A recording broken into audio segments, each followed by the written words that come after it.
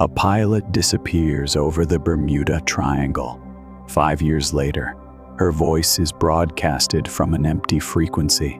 No plane, no distress signal. Just a message from nowhere. Charlie, I'm still here. But here's the terrifying part, she's been dead for years. So what the hell is sending that signal? Pause. Beat. What if time isn't what we think it is? Dim light flickers in Charles Martinez's office. The only glow comes from his laptop screen, illuminating his tired face.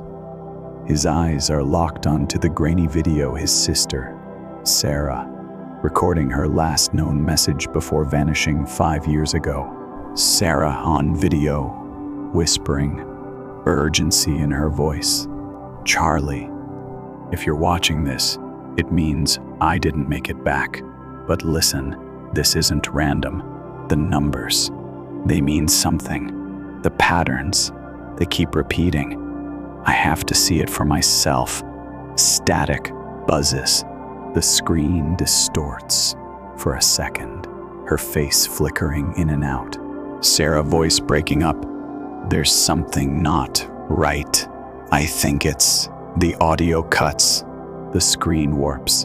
Sarah's face twisting unnaturally before the entire video freezes.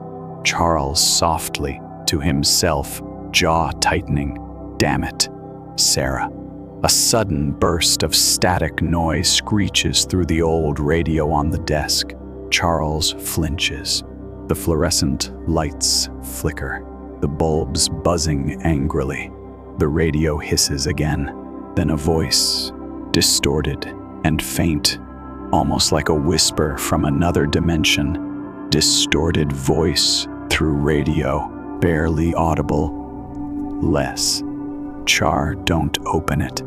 Then silence. Charles stares at the radio, heart pounding in his chest. His hands tremble slightly as he reaches out, turning the dial. Nothing. Just dead air. The door swings open. Bruce Thompson steps in, still wearing his flight jacket, his eyes narrowing at Charles's expression. Bruce frowning. What the hell happened in here?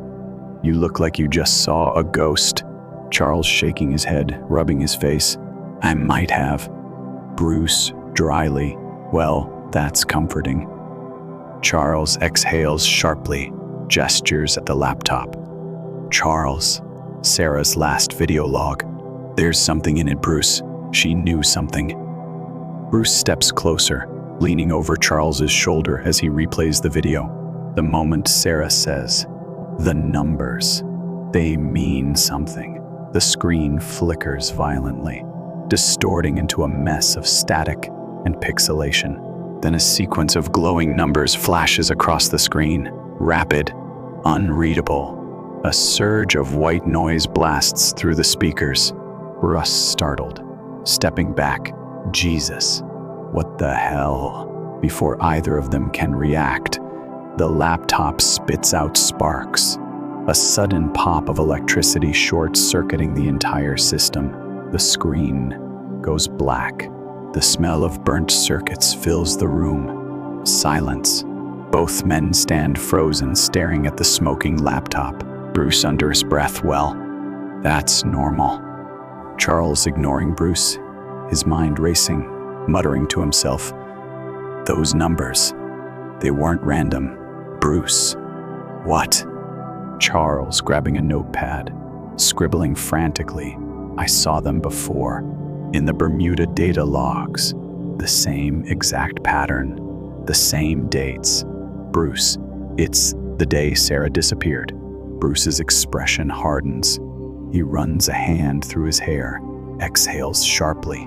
Bruce, so you're telling me that a 5-year-old video just spat out a fresh set of numbers that match data we found today? Charles looks up, meeting his gaze. His voice is steady, but his eyes burn with something raw determination.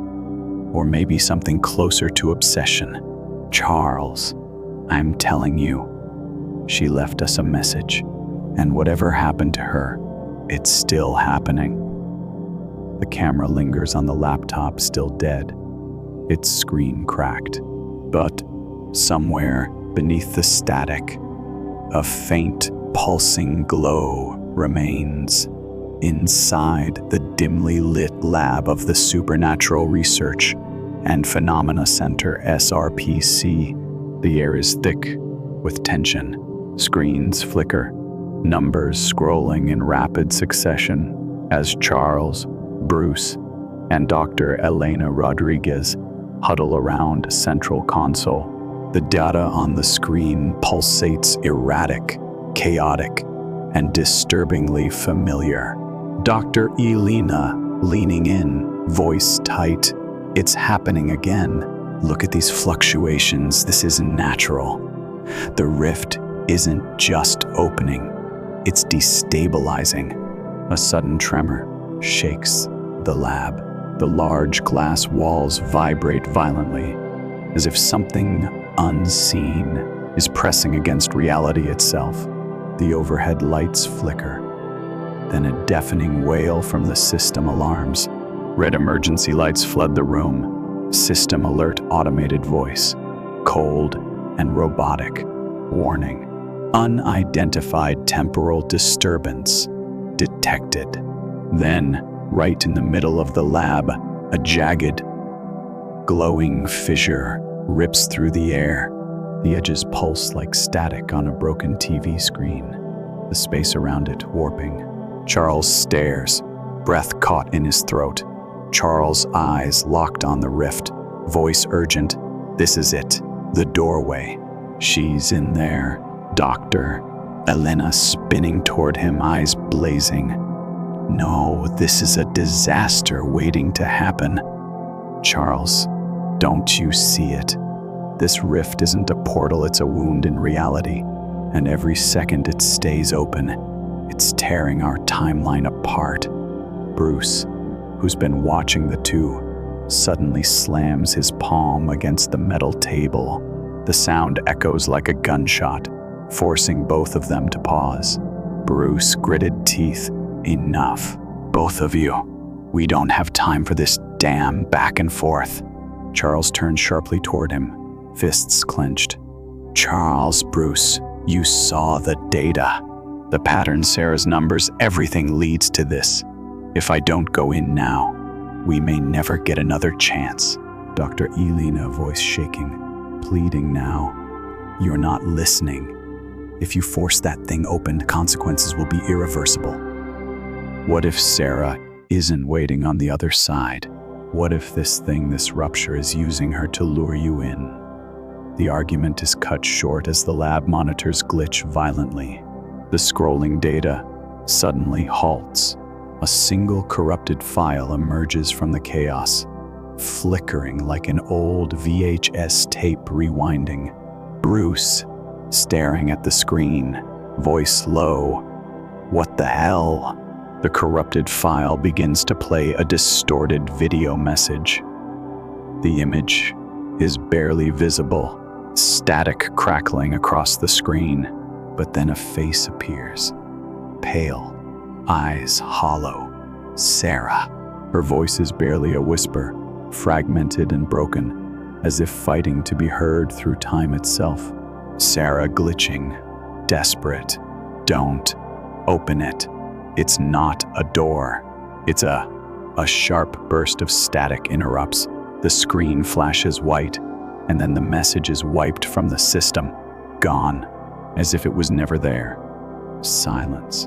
Charles steps back, his breath shallow. His face is unreadable, his hands trembling. Charles, whispering, almost to himself. She's alive. Doctor. Elena, eyes wide, voice breaking. No, Charles. She was warning us. Charles turns back to the glowing rift, the energy around it thrumming like a heartbeat. His jaw tightens. Charles low, resolute. I don't care. I'm going in. The camera lingers on Bruce, his expression unreadable. Then on Elena, her face full of fear. Finally, on the rift itself, pulsing, waiting. The air in the room grows heavier, as if reality itself is holding its breath. The sleek SRPC aircraft roars through the night sky, slicing through the dense cloud cover as it heads straight for the Bermuda Triangle. Inside, the hum of instruments and the quiet murmur of the crew create an uneasy tension. Charles sits in the cockpit beside Bruce, his fingers drumming against his leg. His eyes flick to the monitors tracking data, numbers scrolling in eerie synchronization with the last known coordinates of Sarah's flight. Bruce, adjusting controls, voice steady but tense. We're approaching the anomaly zone at 5 minutes. Charles staring out the windshield, jaw tight. This is it. Bruce glancing at him, last chance to turn back. Charles flatly, without hesitation. Not happening. Bruce exhales through his nose, shaking his head slightly. He knew that would be the answer. First officer from the rear of the cockpit, voice clipped. "Sir, I'm getting weird interference on all channels. Radar's acting up." A low, electronic whine cuts through the cabin. The lights flicker.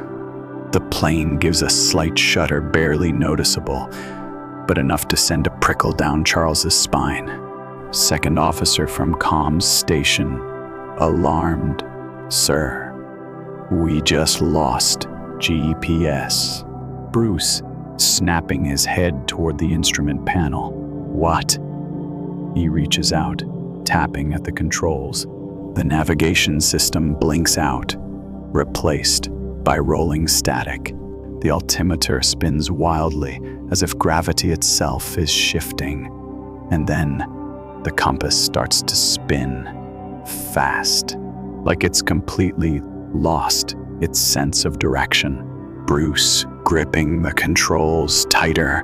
"All right, everybody, strap in. We just hit some serious turbulence." Before he can finish, a blinding blue light, like a burst of energy from nowhere, engulfs the entire cockpit. The windshield turns into a wall of pure white for a split second, then everything goes dark. The plane lurches violently.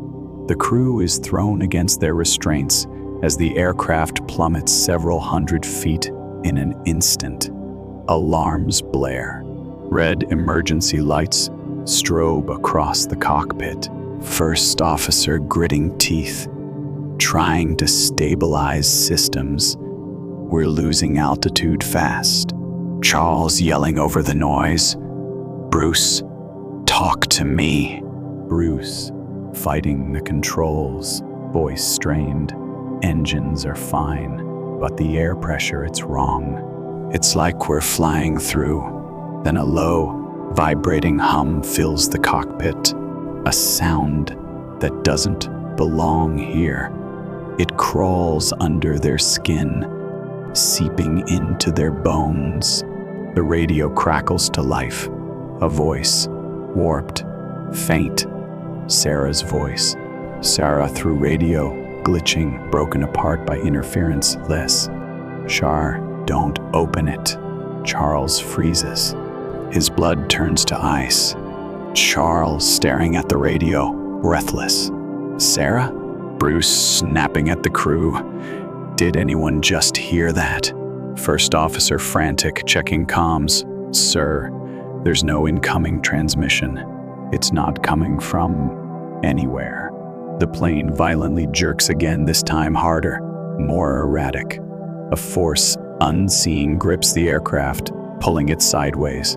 The clouds outside swirl unnaturally, forming a vortex, a perfect black hole in the sky. Bruce gritting his teeth, yanking at the controls.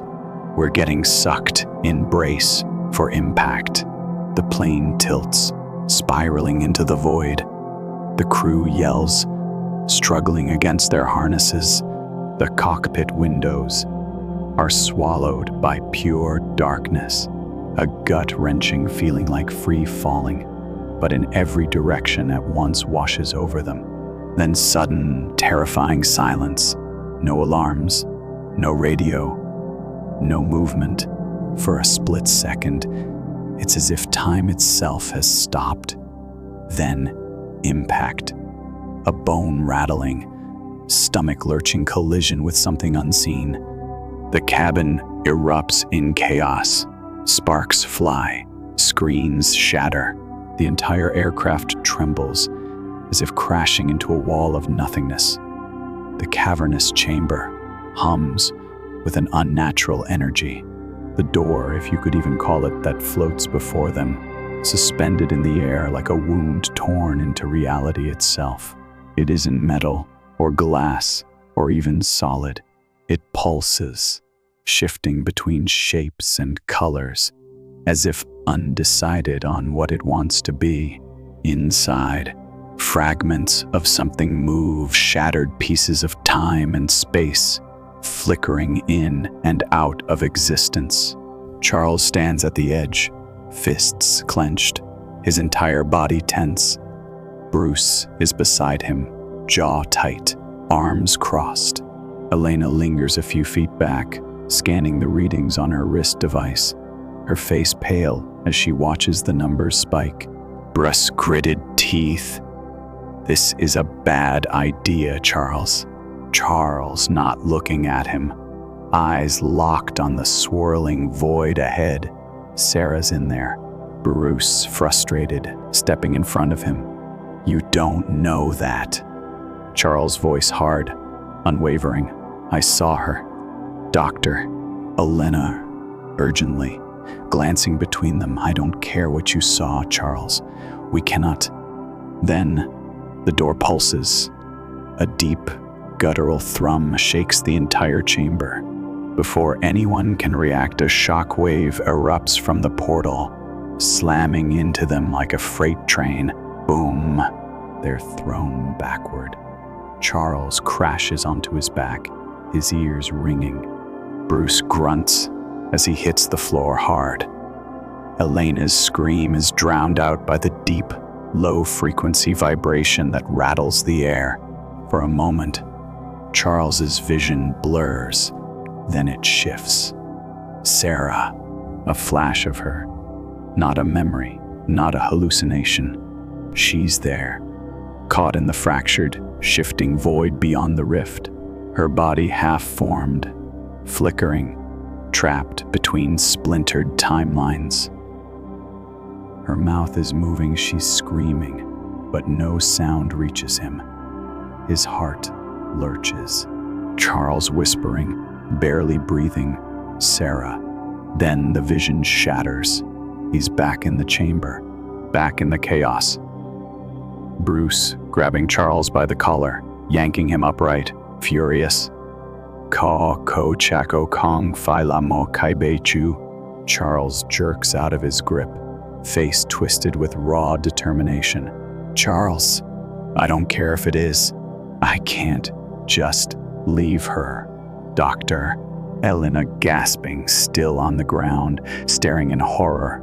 Oh my God, the rift, it's expanding. Bruce and Charles whip around. She's right. The door is no longer just a door. The edges are unraveling, stretching outward.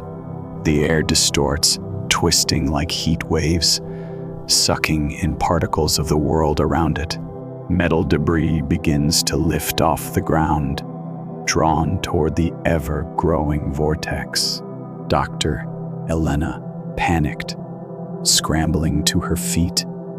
It's collapsing reality. If we don't shut it down now, we lose everything. Charles doesn't move.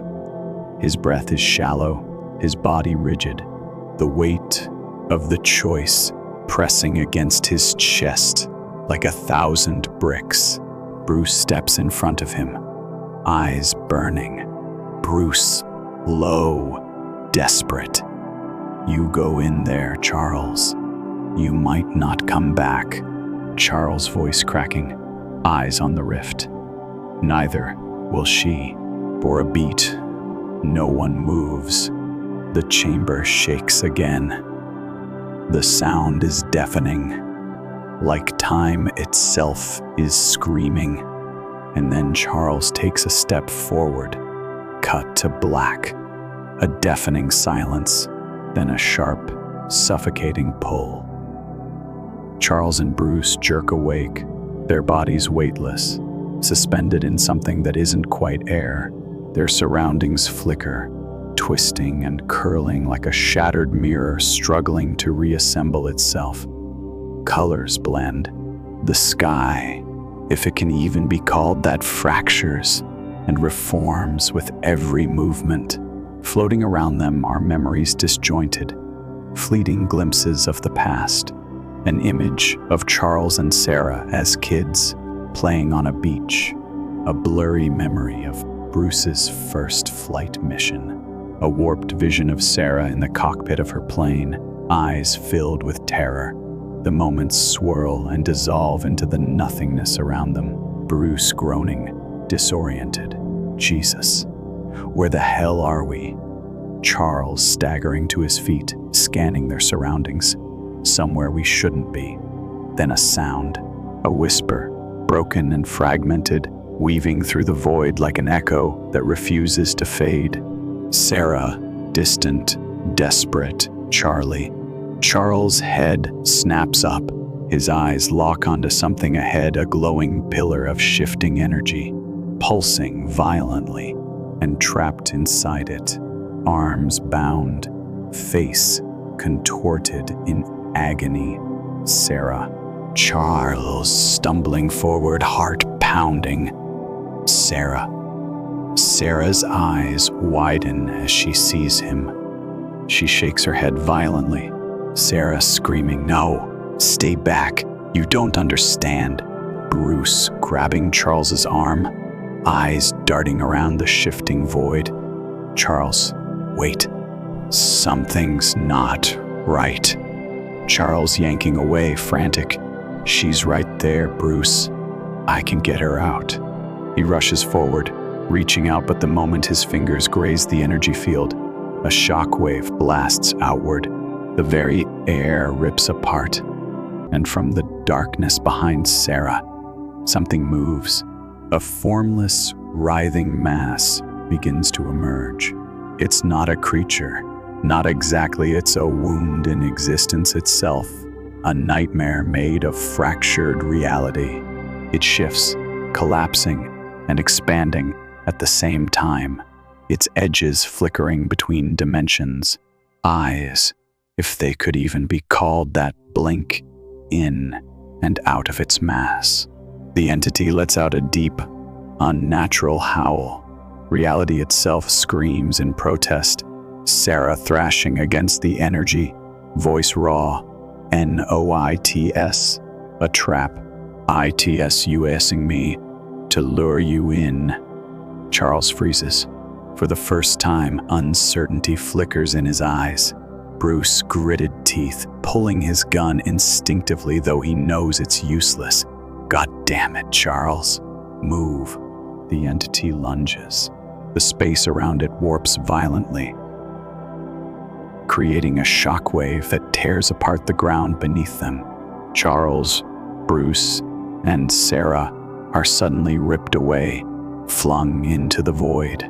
The world around them collapses and rebuilds itself in milliseconds. 1 second, they're falling through endless stars. The next, they're running down an old war-torn street. Then a forest engulfed in flames. Then a subway tunnel filled with shadows.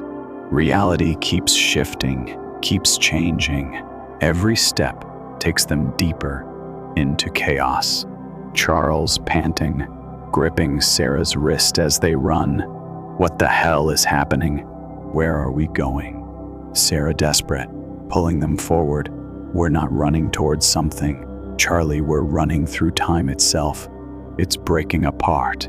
Behind them, the entity pursues, relentless. With every second, it grows, feeding on the instability of the world around them. The echoes of Sarah's past screams, Bruce's memories of war, Charles' moments of guilt, all of it merges, forming a twisted, collapsing labyrinth of their worst moments. Bruce gritted teeth, eyes locked ahead. We need an exit. Now. Sarah glancing back, eyes filled with terror. There is no exit. Charles's mind races. His breathing is ragged. His sister is alive, but at what cost? The entity is closing in, bending reality to its will, and with every step, time itself is unraveling. Charles' voice low, determined. Then we make one. The camera lingers on the void behind them, the shape-shifting horror swallowing entire timelines. The edges of existence tremble. Time is the world around them is collapsing. The space-time rift, once just a shimmering tear in reality, is now a gaping wound, sucking in everything around it. The entity, that formless, writhing thing, looms behind Bruce and Charles, its presence warping the very air. Sparks rain from flickering energy streams. Reality itself groans, buckling under the weight of something that should not exist. The only way to stop it is the control device clenched in Charles' shaking hands. Charles panting, gripping the device tightly. This is it. I can shut it down. Bruce, blood trickling from a cut on his forehead, eyes darting between Charles and the collapsing world behind them. His jaw tightens. Bruce quietly, realization sinking in. Yeah, you can, but not from here. A beat, then understanding dawns in Charles's eyes. His breath catches in his throat. Charles shaking his head, stepping back. No, we'll find another way. Bruce cutting him off, voice calm, resolute. There is no other way, Charlie. The rift pulses violently. The entity shrieks a terrible, inhuman wail that rattles through their bones. Bruce glances at the device in Charles's hands. His hands clench. A decision is made. In a single swift motion, Bruce grabs the device from Charles. Charles panicked.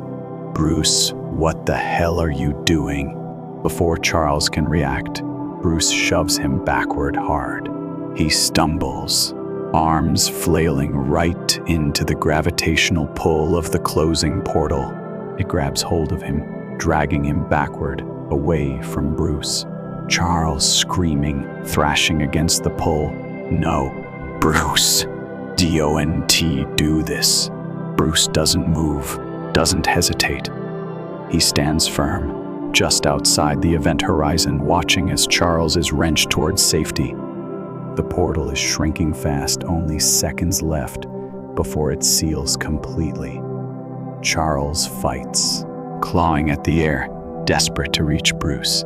But the force pulling him back is too strong. The reality between them stretches, warping like a thin sheet of glass about to shatter. Charles roaring, raw emotion breaking through. Damn it.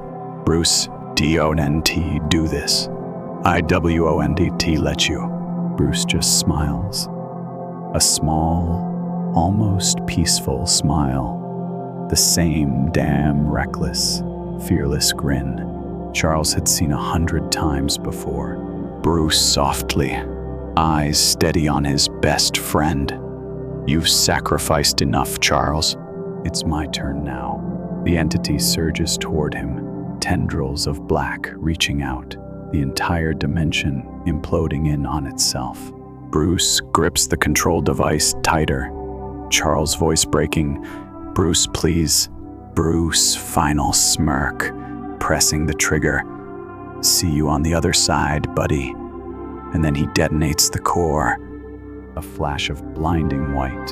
The shockwave erupts outward, swallowing Bruce, swallowing the entity, swallowing the entire collapsing dimension. And then, silence. Charles is thrown through the rift, landing hard on solid ground. He gasps for breath, eyes wide, chest heaving. Around him, the world is still. The lab, the real world. He scrambles to his feet, stumbling forward, but the portal is gone. Nothing remains, just emptiness. Bruce is gone. Charles' fists clench. His whole body trembles. His mouth opens to scream, to curse, to do something, but no sound comes. Only silence.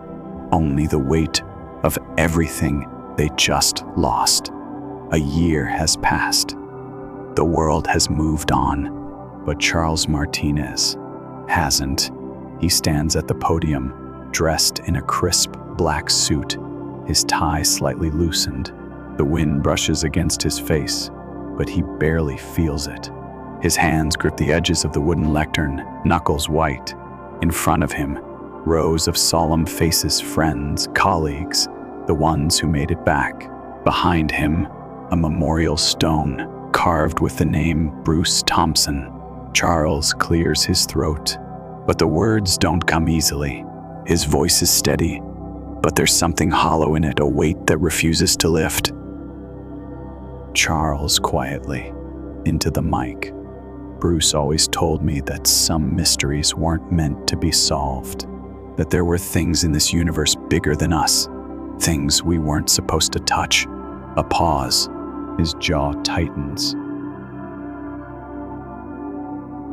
But he also believed in loyalty, in doing what had to be done, no matter the cost. He saved us all. And if there's one thing I know for sure, it's that he'd do it again, without hesitation. He exhales slowly, staring at the engraved name. His chest feels tight, empty.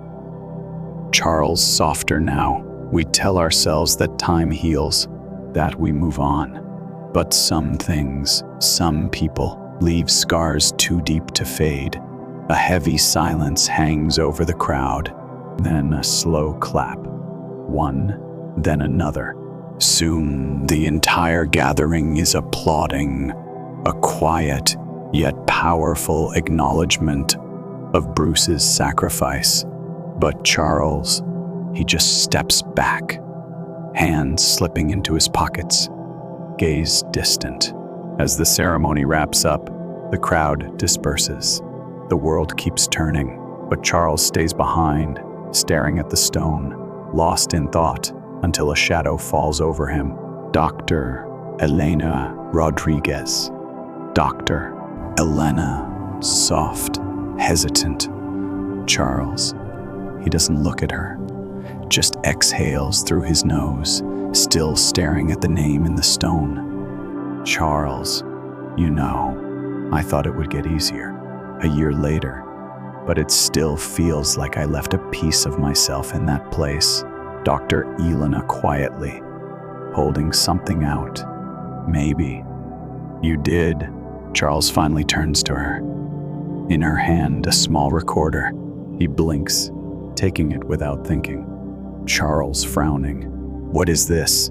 Dr. Elena soft, almost reluctant. We picked up a signal this morning, a frequency we haven't heard since that night. It came through the old SRPC channels, buried under layers of interference. But when we cleaned it up, a beat, a hesitation. Charles, it's her. The air stills. Charles stares at her, heart suddenly pounding in his chest. His fingers tighten around the recorder as he slowly, almost fearfully, presses play. For a moment, just static, white noise, hissing. Then the rhythmic beeping of Morse code, a slow, deliberate message. And behind it, barely audible, a voice. Faint, familiar, Sarah, through the static, broken but unmistakable Charlie, the first still here. Charles's breath catches. His mind reels. The weight in his chest, the loss he had finally begun to accept, suddenly feels wrong. His grip on the recorder tightens. Charles, barely a whisper, voice hoarse. No, that's not possible. Elena watches him carefully, choosing her words. Dr. Elena, gently. Neither was everything else we saw. Silence.